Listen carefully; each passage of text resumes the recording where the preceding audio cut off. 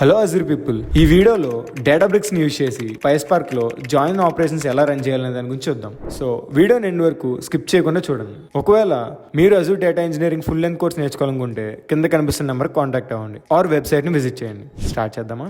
అసలు జాయిన్స్ అంటే ఏంటి? జాయిన్స్ అంటే 2 డేటా ఫ్రేమ్స్ ని కాలమ్ మీద బేస్ చేసుకొని కంబైన్ చేయడం. ఎగ్జాంపుల్ గా ఇక్కడ ఒక 2 టేబుల్స్ ని తీసుకుందాం. ఈ 2 టేబుల్స్ ని డిపార్ట్మెంట్స్ ఐడీస్ మీద జాయిన్ చేయాలంటే జాయిన్ ఆపరేషన్ వాడాలి.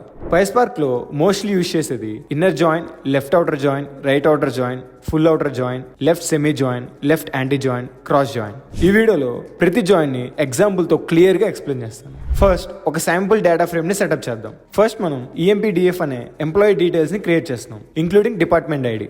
సెకండ్, డిపార్ట్మెంట్ DF లో డిపార్ట్మెంట్ ఐడి అండ్ నేమ్స్ ఉంటాయి. ఈ 2 డేటా ఫ్రేమ్స్ లో డిపార్ట్మెంట్ ఐడి అనే కామన్ కీ మీద మనం జాయిన్స్ ని పర్ఫామ్ చేస్తాం. ఈ కోడ్ లో employee data frame dot show and department data frame dot show అనే 2 లైన్స్ డేటా ఫ్రేమ్ లో ఉన్న డేటాని స్క్రీన్ మీద డిస్ప్లే చేయడం కోసం యూజ్ చేస్తాం. Next, inner joins. ఈ కమాండ్ యూజ్ చేసి ఇన్నర్ జాయిన్ ని అప్లై చేస్తాం. హౌ ఈక్వల్ టు ఇన్నర్ అంటే కామన్ రో మాత్రమే రిటర్న్ అవుతాయి, డిపార్ట్మెంట్ ఐడి మ్యాచ్ అయ్యే రో మాత్రమే రిజల్ట్ లో ఉంటాయి. ఆల్ కి మ్యాచింగ్ డిపార్ట్మెంట్ లేదు, సో రిజల్ట్ రాదు.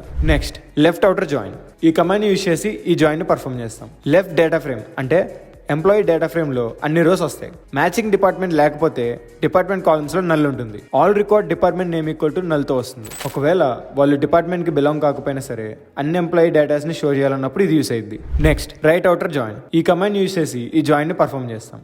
Right side of department data frame లో అన్ని రోస్ మెయింటైన్ అవుతాయి, కానీ ఎంప్లాయీ మ్యాచింగ్ లేకపోతే ఎంప్లాయీ డీటెయిల్స్ లో నల్ ఉంటుంది. అన్ని డిపార్ట్మెంట్స్ అండ్ ఎవరెవరు వర్క్ చేస్తున్నారో చూడాలనుకున్నప్పుడు ఇది యూస్ అవుతుంది. Next, full outer join. ఈ కమాండ్ యూజ్ చేసి ఇది పర్ఫామ్ చేస్తాం. 2 సైడ్స్ లో అన్ని యూనిక్ రోస్ వస్తాయి, మ్యాచ్ లేకుండా ఉన్న డేటా కూడా ఇంక్లూడ్ అవుతుంది. Next, left semi join.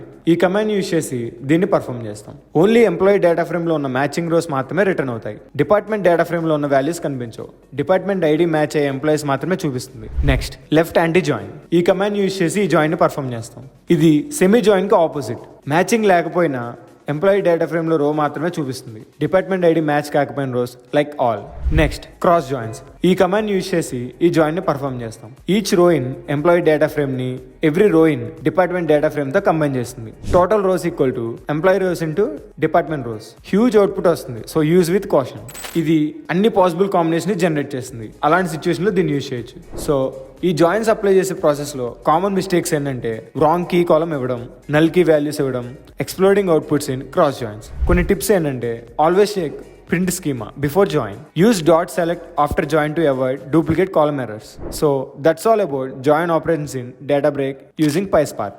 ఈ వీడియో నచ్చితే లైక్, షేర్ చేయండి అండ్ వీడియోలో ఏమైనా డౌట్స్ ఉంటే కామెంట్ చేయండి. నెక్స్ట్ వీడియోలో మళ్ళీ కలుద్దాం. Until then, subscribe to Brolly Academy. Thanks for watching. Jai Data.